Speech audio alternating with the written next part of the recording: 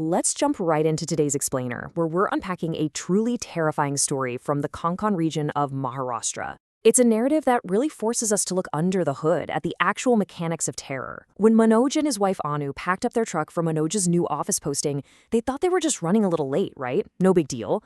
But by brushing off local warnings and putting a corporate schedule ahead of common sense, they drove straight into an absolute psychological nightmare. Today, we're going to meticulously break down exactly how a supernatural threat dismantles the human mind long before it ever lays a finger on the body. You know, when we analyze supernatural stories, we usually expect the classic jump scares and physical monsters right out of the gate. But what makes this story so fascinating is how it blurs the line between a literal haunting and a complete mental breakdown. So, is fear caused by a ghost, or is it just a trick of our own mind? How does an entity actually use psychological manipulation to break its victims down before going in for the kill? Well, that's exactly what we're focused on today. We're looking at how fear itself is weaponized. Okay, let's dive into this. The source material centers around a creature known in local folklore as the Chalawa. And guys, this isn't your standard movie monster chasing you through the woods.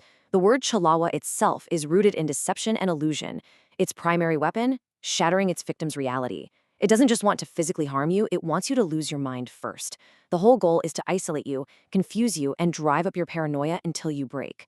So, our chronological breakdown starts with Phase 1, ignoring the warnings.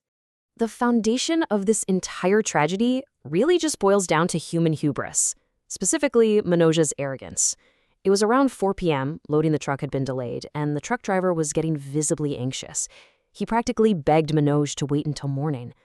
But Manoj, he'd just been transferred to Konkan and was hyper-focused on clocking in at his new office on time.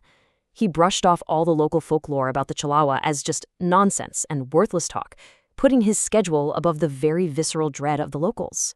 I mean, the sheer desperation is captured perfectly by the driver, who told him traveling the Konkan road at night is like voluntarily putting your head in a mortar.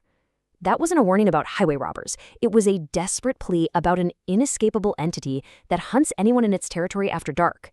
By ignoring that wisdom at 4 p.m., Manoj unknowingly triggered the psychological trap, forcing his wife Anu, the driver, and the young helper, Chotu, right into the danger zone. Let's actually map out how this terror escalated hour by hour. Things started with that delayed departure at 4 p.m. By 10 p.m., they're pulling into an unnervingly empty dhaba. Post-midnight, that's when reality completely fractures with sensory illusions like a silent wedding procession and a literal spatial loop. Finally, the climax hits in the pre-dawn hours with a brutal murder and a frantic escape. Notice how the entity actively uses the progression of the night. The deeper the darkness gets, the tighter its grip on their sanity becomes. Which brings us to Phase 2, isolation and sensory illusions. Now, what's really interesting here is how we can track the Chalawa's escalating tactics. By 10 p.m., the truck pulls up to a roadside eatery, a dhaba, right before the deep jungle starts. And it is completely empty of customers, which is a massive red flag for a busy highway. The owner even warns them that no one travels ahead at night and offers up his guest house. And what does Manoj do? He assumes the guy just wants a commission and completely shuts him down. Meanwhile, Anu goes to the washroom in the back, hears footsteps, and gets terrified by a jumping cat. This is the entity beginning its attack. It's stripping away their safety and planting those first seeds of nervous, jumpy energy. It starts subtle, an empty dhaba to force a feeling of isolation. Then it ramps up to targeted hallucinations, like a disappearing bloody man, making them question their sanity. And finally, it shatters the laws of physics with a silent wedding procession, causing total spatial disorientation. The entity is meticulously probing their mental defenses, finding the cracks, and just prying them open. Once they're back on that dark jungle road, the psychological warfare kicks into high gear. Out of nowhere, Anu screams in absolute terror.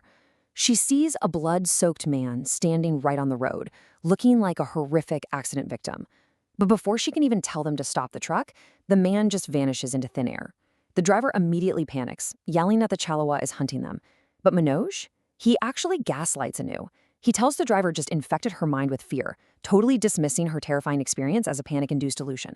This right here is a massive victory for the entity. It successfully drove a psychological wedge between the passengers. They are no longer a united front. They're starting to crack. As distrust stews inside the cabin, the horror outside escalates rapidly, leading us into Phase 3, trapped in a spatial loop. At this point, the pacing of the nightmare really accelerates. They are driving frantically, but their actual physical reality begins warping and breaking down. The Chalawa isn't just playing tricks on the edges of their vision anymore, it is full-on hijacking their environment. Just picture the suffocating horror of this moment. Out of the pitch-black night, they see a barat, a traditional wedding procession, walking straight toward the truck. But as Anu points out, there's no band, no drums, no music. It is dead, unnerving silence. The driver is terrified and tries to throw the truck in reverse to get out of there. But when they check the rearview mirror, that exact same silent procession is walking right behind them. They are literally boxed in by an impossible, ghostly crowd. The driver just slams on the gas, speeding blindly forward to break through the silent crowd. But then, the ultimate psychological blow lands. They speed past a specific water stand, a piao, with a very distinct water pot, and a bench next to it that reads, Concon, 2 hours away. They keep driving at top speed, desperate to put miles behind them, only to arrive right back at the exact same water stand, the exact same pot, and the exact same bench. By forcing the truck through this impossible looping geography, the entity completely shatters their remaining mental resilience.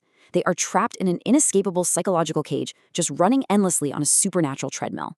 This brings us to the tipping point, Phase 4, ultimate paranoia and suspicion.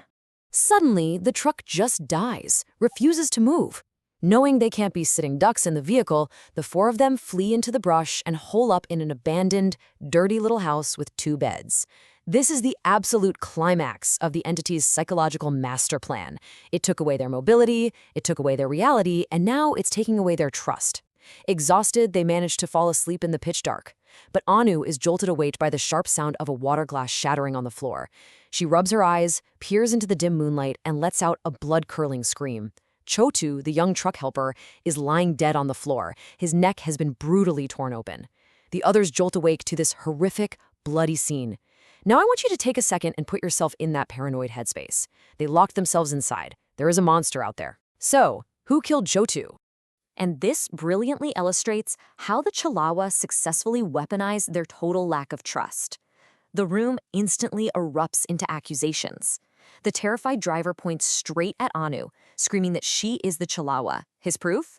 She saw the bloody phantom first, and she was the very first person to walk out into the dark alone at the Daba washroom.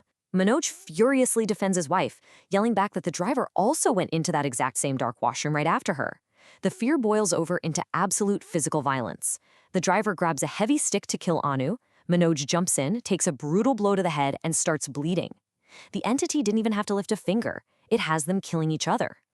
Which brings us to the climax, Phase 5, the final chilling reveal. The pacing inside that room is absolutely frantic. Blood is flowing, people are screaming, and they are wrestling this heavy wooden stick back and forth.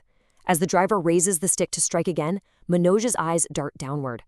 Lying there on the dirty floor of this abandoned house is an old, cracked mirror.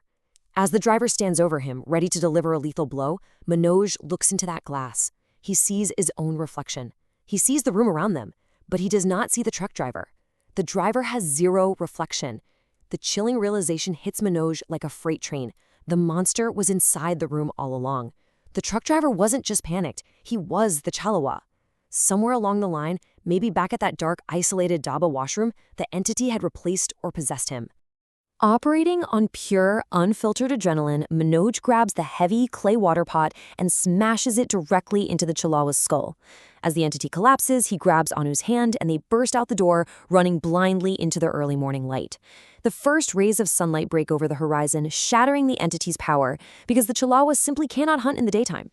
Eventually, a morning bus comes along and rescues them, so Manoj and Anu survive, but we can't forget the grim reality here. The original truck driver and young Chotu died horrific deaths, and it was entirely because of Manoj's stubborn refusal to respect the warnings of the locals. Which leaves us with a deeply unsettling final thought to take away from this explainer. This wasn't just a spooky campfire story about a ghost. It was a masterclass in how arrogance against local wisdom can lead you straight into a psychological and physical nightmare. The entity didn't just attack them out of nowhere. It used their own strict schedules, their own skepticism, and their own distrust to tear them apart from the inside. So the next time you're driving down a lonely road at night and a local warns you not to go any further, are you going to listen, or will you assume you know better? Because you really have to wonder, what if the Chalawa is waiting on your next lonely road?